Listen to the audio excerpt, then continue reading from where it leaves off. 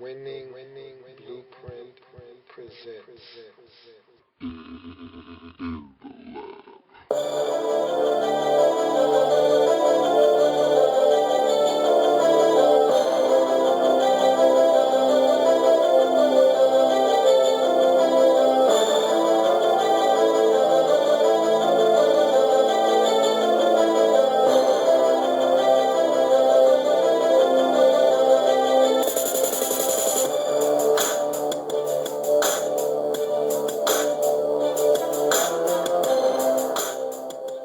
In the lab room. Welcome back. You're in the lab room. I am your host, Lou, and I feel refreshed. I feel invigorated. I feel full of football. And that's what I got last night. Some real 2012 NFL action to break down and give it to you. And I'll tell you what, that was a great game last night. I thought it started off slow, but it ended well. And I was wrong. Start out the season 0-1. Not a good way to start off my 2012 season as a prognosticator. Look, the lab is 0-1 right now, but I'll tell you what, we're going to come back and we're going to put together a hell of a weekend. But let's put that aside for a second. Yeah, we were wrong. And again, I don't think it matters because I don't think either one of these teams are going to the playoffs. But let's talk about what we saw. And I think, I take notes on every game that I watch because this is what I do. I break down what I see so I don't forget anything. I jot it down. And I'm going to give you a in-depth look at what I saw, what I was feeling when I watched the game and observations that I made. And the first one that I made was that David Wilson continues to have fumbling issues. And during the lab reports that we conducted, the Giants were the first team. We started with the Super Bowl champs. They were the first team that I did. And throughout the course of my lab reports, I think one of the few running backs that I made mention of fumbling in the actual lab report. I actually set aside a category for fumbling for David Wilson when I gave his year stats that I thought he needed to have, his projected numbers for the 2012 season for the Giants to have a successful season. I actually put a fumble category in there for him, and I told you all that he needed to have less than 3 fumbles. He already has one that he's lost. And that was, to me, and you can say there was a lot of football left to be played. But I thought that particular moment in the game was one of about 3 instances where I thought the Giants had a chance to put a stranglehold on this football game. And I thought his fumble was the first of 3 situations that the Giants had that they didn't take advantage of that I think ultimately cost them in the end, losing to the Cowboys last night, 24-17. And so the first thing that I jotted down was David Wilson fumbles continue. His issues carrying the football continue. It was a problem at Virginia Tech. Most rookies come in the league, and that's an issue for them. The game is faster. It's a lot more violent at the pro level. Guys are faster. They're coming in. They're stronger. They're more aggressive. And again, when you make it to the NFL, chances are, especially at a skilled position, chances are you were one of the better players on your team. So athletically, you're superior to guys. And so you don't make a lot of mistakes. He made mistakes at Virginia Tech. He fumbled the football at Virginia Tech. And it's something that's going to continue to happen because guys are faster, guys are stronger, guys are more adept at forcing fumbles in the National Football League than they are in college. And so he's going to have to figure out a way to carry the ball more securely. He has this knack or this tendency to want to jump over guys when he could probably just sidestep them. And on that particular play, he didn't jump, but he made it available so that the ball could be poked out. He was in a crowd. He knew that contact was looming, and he didn't secure the football. He still had it out away from his body, and he had to pay the price. And he's got to be better at that, and they're going to coach him up. But he's going to have to learn quick, or he can't get on the football field. They can't afford him to be fumbling the football. That was a big turnover in the game, and so that was one thing that I noticed initially. David Wilson still fumbling the football. Also, at the end of the first quarter, I took down in my notes that I thought the first quarter was sloppy, and that's to be expected. You know, the Cowboys had a lot of penalties starting off the game. I thought that Victor Cruz dropped a third down ball that he probably should have caught. Could have been thrown a little bit better, but that's a catch that he made time and time again last year. And so I just thought both teams looked a little sloppy in the first quarter. But that's to be expected. A lot of jitters, a lot of nervousness, a lot of anxiousness. It's the first game of the season. And a lot of these players haven't played throughout the course of the preseason. You had Hakeem Nicks, who basically didn't play all of the preseason. Jason Witten hardly played. That Cowboys offensive line was not together for the majority of the preseason. So you had a lot of guys out there who really didn't get their feet wet. They didn't get to have that continuity with their respective groups for the majority of the preseason. So that first quarter was a bit sloppy.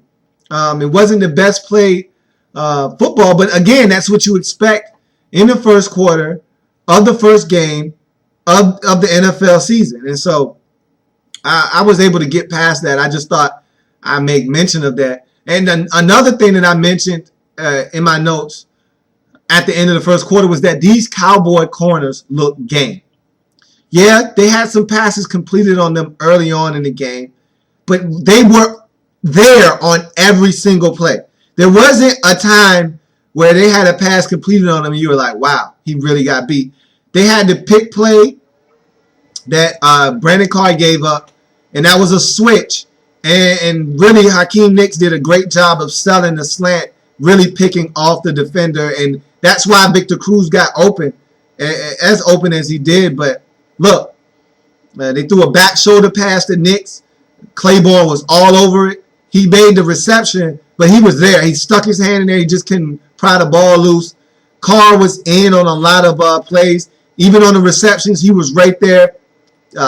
Receivers went down as soon as they caught the football. These corners were playing ball, and I could see in the first quarter that they were going to be around for the remainder of the game. They were going to be around the football. Now, again, first game of the season. So, you again, take it with a grain of salt. But if this is indicative of what these corners are going to be like for the Cowboys all year long, they can stay healthy. This is a solid group of corners we're talking about here. And I'm going to tell you what, they could be one of the better tandems in the league if they can stay healthy, if this is what they're going to do game in and game out. So those were my observations in the first quarter. So moving along to halftime, I noted that I thought the first half was full of missed opportunity for the Giants. I thought that the Giants outplayed the Cowboys in the first half, and yet they were down going to halftime, and they didn't have anything to show for it. They just had 3 points. And that was disheartening because if you were the Giants, you felt like we thoroughly outplayed the Cowboys in the first half, and we don't have anything to show for it. You get the fourth down stop, fourth and a yard. The Cowboys don't get it. Giants defense holds. This comes on the heels of David Wilson's fumble on, I thought, what was an impressive drive by the Giants. They were going for points. They were already in field goal range. Of course, you would like to get 5 or 7 more yards closer to make it a comfortable field goal, but they were moving the football. That drive looked like it had 7 written all over it. I mean, the Cowboys were on their heels. The Giants were doing what they wanted to do in the passing game, mixing in runs, even though they weren't overly successful. It still was keeping the Cowboys defense honest, and they were getting what they wanted to get out of that possession. I thought they were looking like a team that was going to put 7 on the board. Even if they only came out with a field goal, that was the confidence that they needed to have to go on to have future scoring drives. Instead, he fumbles. The defense responds, though, by getting the Cowboys off the field on a pivotal fourth down, in which they tried to hand it to the fullback and he didn't make it. But then I also thought that the Giants, and that was one missed opportunity, the David Wilson fumble.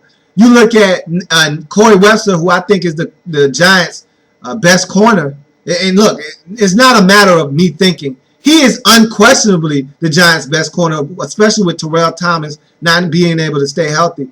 Corey Webster is the best the Giants had to offer at corner. And I thought he dropped what probably could have been a pick six. Giants got pressure on Romo, forced him into an errant throw. Webster is there in the flats. Easy pick, goes through his hands. Another missed opportunity on the part of the Giants in that first half. And then you cap off the first half and the missed opportunity by the Giants with the Michael Boley interception that, Tyron Smith makes a great play. Even though he got a horse collar penalty, you'll take that penalty gladly over giving up a touchdown. He slings them out of bounds at about the 4. They get the ball at the 2. Go run, and a pass that, arguably could have been caught holding, pass interference or holding at the worst, at the least. If they didn't get the call, they had to settle for a field goal at the 2-yard line after you make a play like Boley did. You have to punch that in. That has to be 7.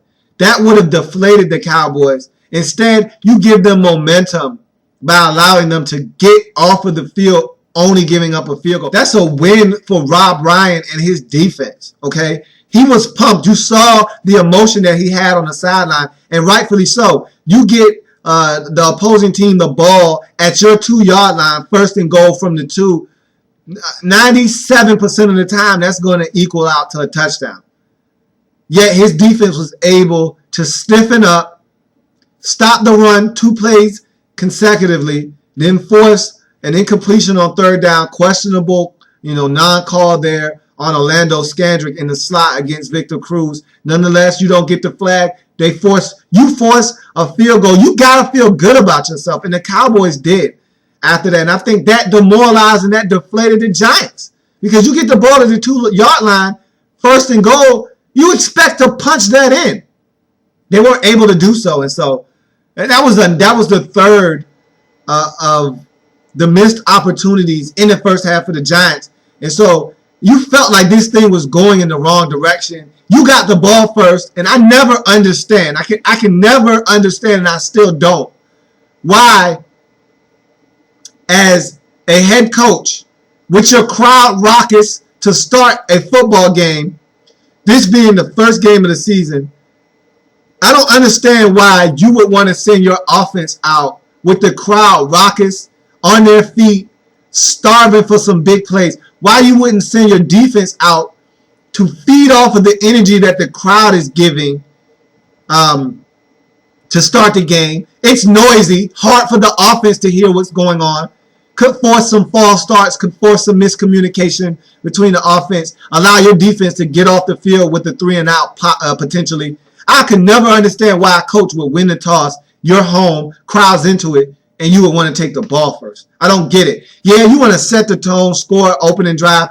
Who cares about that? I'd much rather get a stop, get the ball, and then score, or get a stop, and even if I don't score, it's 0-0, I get the ball after halftime. You never know what the course of the game is, or what the complexion of the game, or just how the game is going after halftime. You go into halftime and you're the Giants, and you're down 7-3. You come out in the second half, you get the opening kickoff, and you go down. And let's say you only get a field goal, but it was an impressive drive. Let's say you start at your 11, and you take it all the way to the 7. You just put up an 82-yard drive that culminated in a field goal. Now it's 7-6. Now you have momentum. Your defense goes out and gets a stop. You're right in the game. Instead, what happens, the Cowboys go down, put together a masterful drive, culminating in a Tony Romo touchdown pass, goes up 14-3, now you're in a hole. And so I can never understand why a coach would elect to get the ball first in the beginning of a game when you're at home. On the road, I can understand that. I can understand that. But at home, I don't get it. I don't get it. And so, again, I I don't get it at home on the road. Let me take that back. I don't get it either way. I will never want to send my offense on the field when the crowd is in the game and they're noisy. I want to send my defense on the field. And if you're a team on the road and you win the toss and you send the defense out there first, your defense out there, you defer to the second half, you quiet down the crowd because the crowd isn't going to be amped and loud when their offense is on the field. They have to allow their offense to work. And so you take the crowd out of the game initially. Why wouldn't you want the ball after halftime? Why wouldn't you want to defer? I don't understand. I never will. I don't get it. Coaches seem to like to go with the theory of getting the ball first, setting the tone, and scoring, drawing first blood, scoring the first points. But I think that's insignificant in the grand scheme of the game. I don't think it really does much for you long term. Short term, yeah, you're on the board first. You set the tone initially, but if the opposing team comes down and scores and matches your touchdown, what do you do then? Essentially your touchdown has been negated. So, again, I digress. Thought the Giants had opportunities, squandered them in the first half, and that left them with the deficit that ultimately was too big to overcome because the Cowboys got the ball first in the third quarter, marched down the field, and got 7, and ultimately went up by 11. And I thought the Giants really were on their heels at that point. Now, they made a drive after going down 14-7. I thought that was a big drive, and I thought Eli Manning looked good. And after that drive, I jotted down that Dominic Hickson looks good. He looks back to form. And keep in mind that, look, when Dominic Hickson was healthy about 2-3 seasons ago, he was a good player for the Giants in the slot. He was making plays down the field. He was an excellent return man. If he can become anything like he was in 2009, in 2010, before the injuries, he's going to be a viable player for the Giants. He made an excellent catch on that drive that set up that touchdown to cut the lead to 14-10. And I thought he looked good. I put that in my notes. If you're a Giants fan, you have to be pleased with what you saw out of Dominic Hickson. Let's just hope he can stay healthy. Also, I noted after that touchdown, the Cowboys responded with another drive that resulted in a field goal. But what I noted was Kevin Ogletree looks to have solidified himself as the Cowboys' third receiver. Now, again, week 1, don't overreact to what you see. But the Cowboys need someone to step up in that slot position. And Ogletree has been there for a while now. The Cowboys have been waiting for Kevin Ogletree. This is his 4th season. They've been waiting 3 seasons for him to finally break out, and it looks like he's starting to get it. And he looked great last night. He came in and gave the Cowboys everything they could have asked for and then some in his opening game of the 2012 season. He was phenomenal. He was the difference between the Cowboys winning and losing the game, and I thought he showed up in a big way. And if you're a Cowboys fan, that is a welcome sight to your eyes to see Kevin. Because the Cowboys were this close to giving up on Kevin Ogletree. They had it. I didn't know if he was going to make it out of camp because they didn't invest a lot in him, but they were expecting a lot out of him. They've been giving him playing time gradually for the last 3 years. And I thought last year he did absolutely nothing with the time he was given. And I thought this was going to be it. He was skating on thin ice. But through one thing or another, guys in camp didn't step up. He got another opportunity, and I think he's made the best of it. And you see him finally paying the dividends that the Cowboys invested in him. And now the Cowboys may have a replacement for Lamont Robinson on their roster in the form of Kevin Ogletree. Look, on to the next thing, and I'm going to tell you what. I jotted this down in my notes. I'm going to tell you what. If you're a Giants fan, you have to be begging, pleading, and praying that Prince Amukamara is the guy that you drafted with your first-round selection last year. You have to be banking on this man returning for you. Because I'm going to tell you what. If he is not the guy that you thought he was when you drafted him, and you're left with Michael Coe and company, and Justin Tryon, your secondary is in trouble. Okay? Michael Cole did the best that he could, but he was outmatched last night. And throughout the course of the season, if he comes back from that hamstring injury, he's going to be outmatched just about every single week he steps on the field. Even the play that he got injured on, that he broke up, that could have been a touchdown pass, if Romo throws that ball out in front, that's a touchdown, okay? He would have given up his third touchdown of the night to Kevin Ogletree. And I'm going to tell you what, that secondary looked porous last night. Webster got beat. He's a professional. I don't worry about Corey Webster. Every corner in the league gets beat at some point.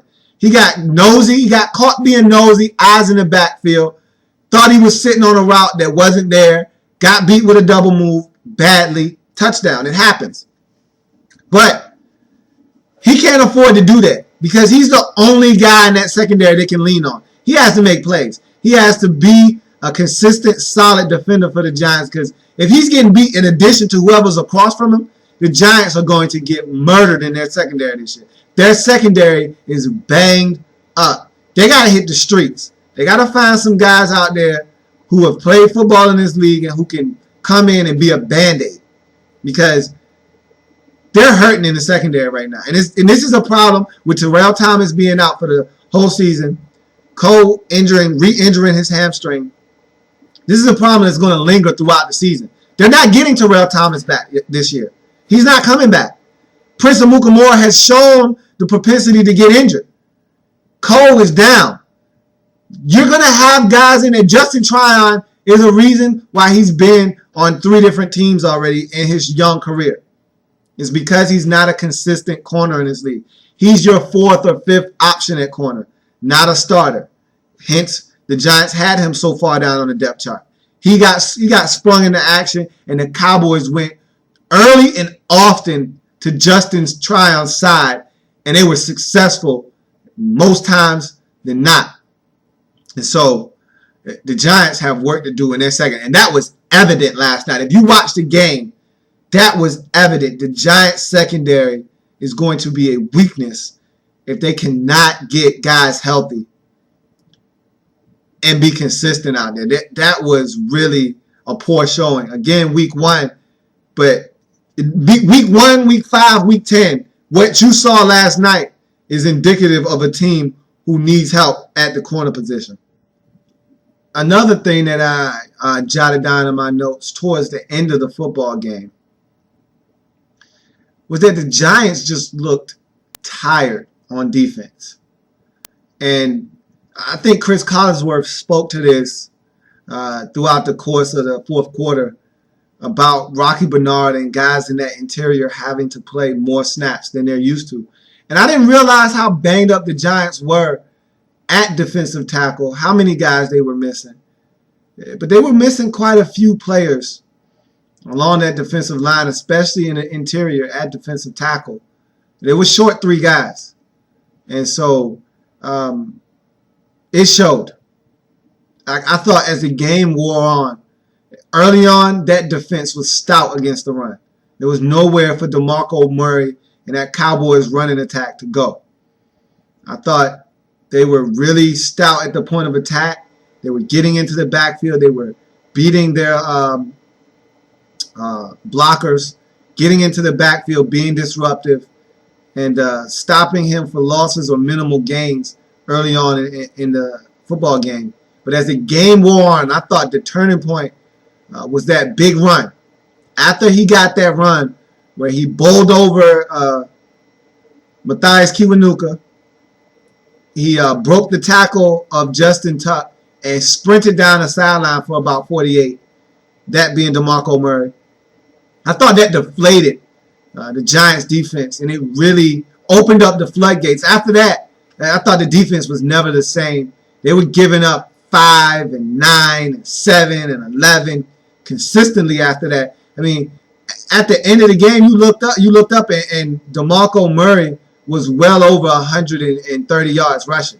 I mean, he had an excellent game against these guys. And watching the first half, you would have never thought he would even sniffed 80 yards because they were really stifling the Giants, and both sides were doing that. The Cowboys defense stifled the run game all night, and the Giants did it for a half.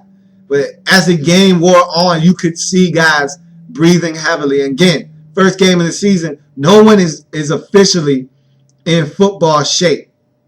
And so I thought that the Giants, especially having so many injuries, and have to have guys go the amount of time that they did, it took a toll on them.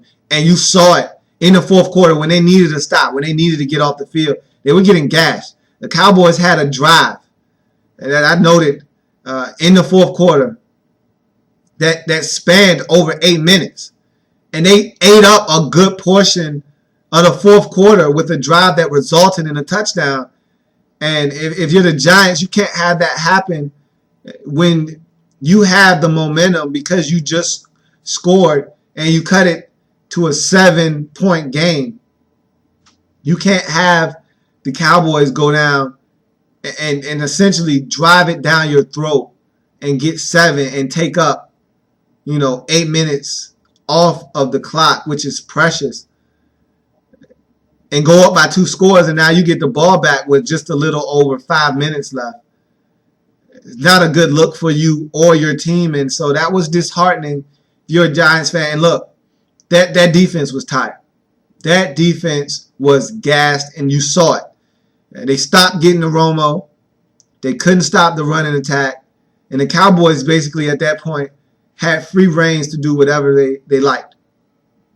And I also noted that, God damn, Giants, can you stop a slant? I mean, y'all made Kevin Ogletree look like Brandon Marshall running slants. I mean, damn, how many slants you gonna let the man run on you?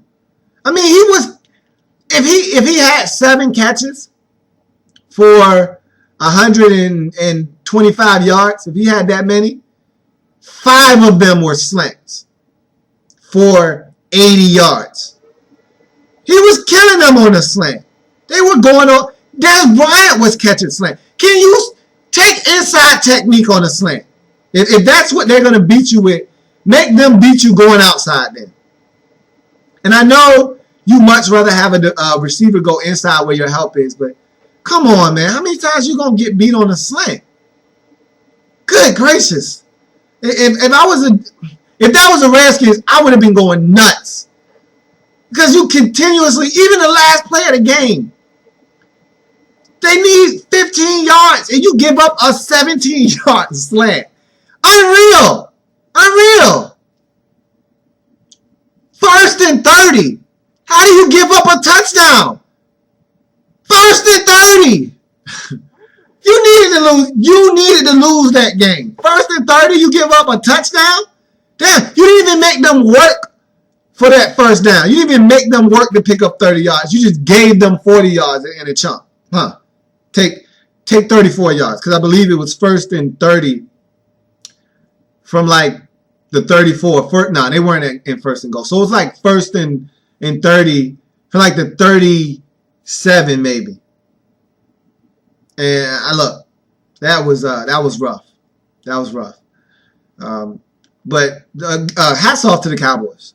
They went in a hostile environment. I did not think they were going to be able to do that. No team has done that before.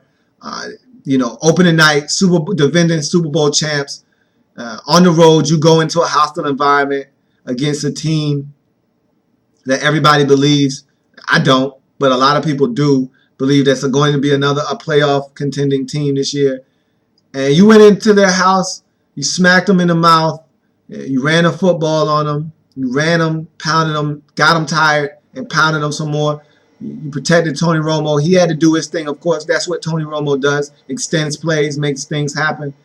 You were able to overcome early adversity, and you went in and you got you a W on the road against a divisional foe, one that you couldn't beat last year, one that stopped you from getting to the playoffs. So hats off to the Cowboys. That's a big win for you to start your season off. Let's see if you can build off of this victory and start your season off and get a lead in this division. Look, this division is up for grabs. I don't think the Giants are going to repeat as division champs. I think that that distinction will go to the Eagles. But the Eagles don't scare anyone either. And so, and look, this division is up for grabs. And if you can go on the road and get wins like that, you're a formidable team in this league. And so hats off to the Cowboys for a big victory in week 1. Let's talk about individual matchups for a second. And I want to start with Tyron Smith and Jason Pierre-Paul. I really spotlighted this matchup. I did a lot of watching of Tyron Smith to see what he's going to do at left tackle, because people think that it's a natural switch from right to left. As Doug Free found out, it's not as easy as it looks. It's not as easy as you think. And Doug Free found out that there's nothing for free in this league. All right, you have to pay for everything that you get. And so Tyron Smith is going to find out the same thing. And last night I felt like he got a lesson in how agile you have to be a left tackle in this league. JPP is a freak. And so Tyron Smith need not hold his head down. And he held his own for the most part. But look, he was beaten soundly on more than a handful of plays. I mean, JPP was giving him in and out moves, slapping him, tossing him to the side. In a couple of instances, it worked out in Tyron Smith's favor because there were runs to his side, and JPP took himself out of the play by being over aggressive. But if these were passing plays, I mean, he was consistently beaten on a number of plays, and I'm talking soundly beaten. Couple of moves, in and out. Smith reacts, gets thrown out of the way with one arm, and JPP is off and running. And so he had his hands full last night. I thought he did an admirable job for his first start, but he was beaten. But look, he's going to get better. Everyone is not Jason Pierre-Paul. You're not going to see that every week. And so you have to feel good if you're Tyron Smith, knowing that you really didn't give up a sack. You gave up more than your fair share of pressures. And he was in the backfield as a nuisance to your running backs. But you did what you could for your first start out there. And that was a lesson learned. You're going to learn from that, and you're going to learn these are the things that I need to do. These are the things I need to get better at. And so if I had to grade him out last night, he gets a B-. He doesn't get a C because he didn't give up a sack. He didn't get anything higher than a B- because he was beaten more than his fair share of plays. But he was a B- last night. And if you're the Cowboys, you'll take that and expect it for Tyron Smith to improve on that as the season goes along. I also was taking a look at DeMarco Murray. I spoke in the Cowboys lab report and experiment about how I wasn't sold on DeMarco Murray. I wasn't sold on him as a feature back. He took his first step yesterday in proving me wrong and gaining guys like myself's trust as a every down back in this league. Look, DeMarco Murray last night, and even last year I saw it, but I wasn't impressed. But last night, he showed me a toughness about him, about his game that I didn't know existed. I saw DeMarco Murray. I watched him closely at Oklahoma. And to me, he was a scat back at Oklahoma. Not someone that was going to drop the hammer on someone too often, but looking more so to put a move on him and get by him. And I'm all for that. You know, why take a hit when you don't need to? But also what I saw at Oklahoma was a guy that was always nicked up, that was always injured. And so last year, him getting hurt just made me think even more about the fact that this is a guy that gets injured. But if he can run as tough as he did, he lowered his shoulder quite effectively last night. I was impressed with his toughness, yards after contact.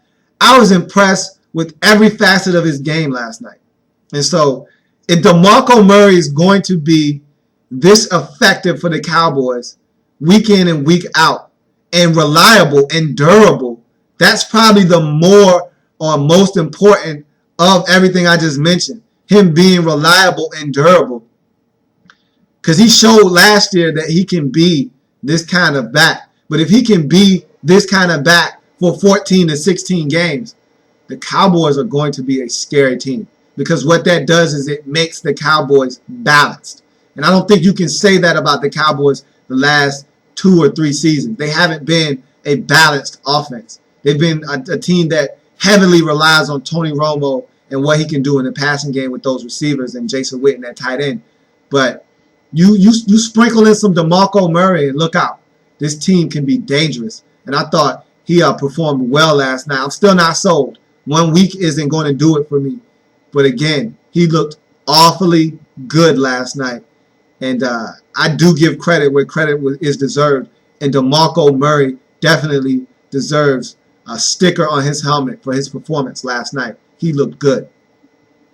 Also, I was looking at the interior of that Cowboys line.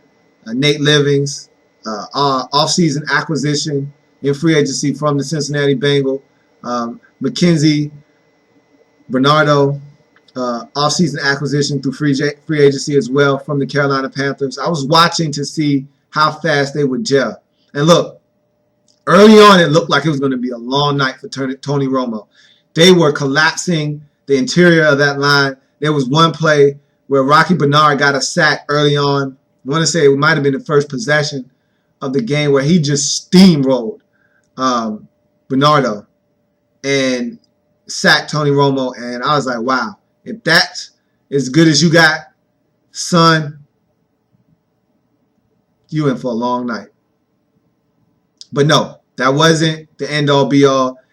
They were better as the night progressed. And of course, you expected that. And for the most part, they held up. Yeah, Tony does that. Tony Romo is a guy that's going to make things happen outside the pocket. He's going to make, a lot of times, the first offender miss. And he did that adequately last night.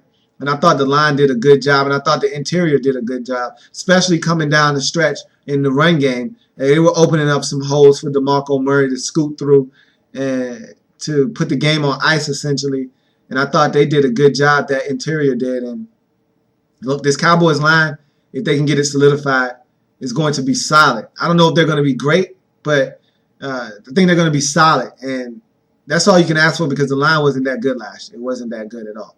And so they looked solid. And those were the things that I was looking for throughout the course of the game. And if you're a Cowboys fan, you have to be pleased with everything that you saw from the interior, your 2 new guards. Doug Free, you don't worry about him on the right side because that's where he naturally plays. Tyron Smith looked solid. Again, he was beaten soundly on a few plays, but again, he was going up against elite talent. It happens. And that was his first game at left tackle, and so you expect that. But all in all, it was a great victory for the Cowboys, a good start to their 2012 campaign. And I thought Jason Garrett even did a good job of play calling and managing the football game. I thought he did an excellent job of keeping the Giants off balance. Draws, runs, passes, slants, you name it. He did it. He dialed it up, and it worked. And so all-around great collective effort from the Cowboys, and it got them a W in Week 1. You flip that and thought Coughlin and company were let down by not taking advantage of opportunities. And let down by guys like Victor Cruz, who didn't hold on to the football last night. Eli Manning, who I thought a pivotal play for them late in that game was with around 3, close to 4 minutes left. He had Hickson streaking down the middle of the field for an easy touchdown. And Eli, in his former days, used to do this quite often. I call it an Eli Manning no-look pass, where he essentially backs out of the pressure, throws it, and really doesn't see where his target is. He just throws it, knows they're in that general vicinity, and just tries to get out of harm's way, try to get out of dodge. And I thought he did that prematurely instead of staring down the barrel of the gun and delivering that football the way he needed to. He led Hickson too far, missed on an opportunity, and ultimately they ended up taking about another minute to 2 minutes off of the clock, which they didn't have that time to sacrifice, especially being that they used the timeout unnecessarily on that possession to get themselves right. And so I thought the Giants were outperformed, outplayed, and out-executed. And they deserved to lose that football game. They didn't take advantage of opportunities that were given to them. And that's what happens in the National Football League. It's a game of inches. And when you are given opportunities, you must make them count. And I don't think the Giants did. I don't think they were ready to come out and seize this victory. I thought they thought the Cowboys were going to come in and lay down because they were the defending champs. And that didn't happen. And so they'll get back to the drawing board. They'll be better. They'll be ready come next week. But that's a tough pill to swallow when you're at home, opening game of the season. Nobody usually loses that game if you're the defending champs and you're the first to do so. That's a tough pill to swallow. But again, Cowboys came out and took the game. Giants didn't give it away. They just didn't seize opportunities. But the Cowboys played a better football game and deserved to win. All right. And so that's going to be a touchdown. That's the analysis and breakdown of that game. And I want to tack on this quick extra point. And I thought that the replacement officials were going to be horrid. I actually had set aside a separate column on my notes for the replacement officials, but they didn't do that bad a job. I noted down that in the first quarter, they embellished the call. They called clipping. Who does clipping on punt or kickoff return? There's really no such thing as a clip. It's more of a blocking the back. Clipping carries a 15-yard penalty, whereas blocking the back is 10 yards. You need to be able to decipher the two and make the right call because 5 yards is a lot of yards in the NFL. And so I'd much rather have my drive be 80 yards than 85 yards. Those 5 yards could be the difference between me kicking a field goal and me getting in the end zone. And so I thought they embellished that call. But I was nitpicking. I mean, I wrote down that in the second quarter, the head official did a delay of game sign like this instead of like this. And so he did it like this. I was nitpicking. It was really nothing there. I thought they called a really good game. Aside from the fact that on a lot of plays, you didn't get offense or defense. You just got false start, 77, 5-yard penalty, first down. We knew he was talking about offense, but still you've gotten accustomed to false start, offense, number 77, 5-yard penalty, still remains first down. You've gotten accustomed to that. You know, you've gotten accustomed to holding, number 27, defense, 10-yard penalty, or a 5-yard penalty, and that results in a first down. We just got holding number 99 or holding number 99 5 yards, first down. That's all we got.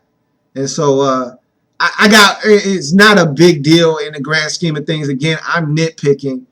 I thought the officials did a bang-up job. And games like that are official well don't bode well for the actual officials who are locked out currently. If you can get that kind of consistency from the replacement officials, it's not looking good for the real officials who are locked out right now.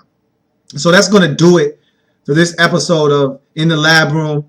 I'm glad you could join me. It's football season. We're going to get this thing revved up, and we're going to be coming at you in a variety of ways. I'm going to be doing a lot of different things, and this is going to be fun. I can't wait. And that was the first game under our belt in the 2012 season. And so there's much more in store for us as the season progresses. Enjoy this. I always tell people, enjoy football because you're going to blink and it's going to be week 8. You're going to blink again and it's going to be week 17 and you're going to be like, what happened to my football season? It's already almost over.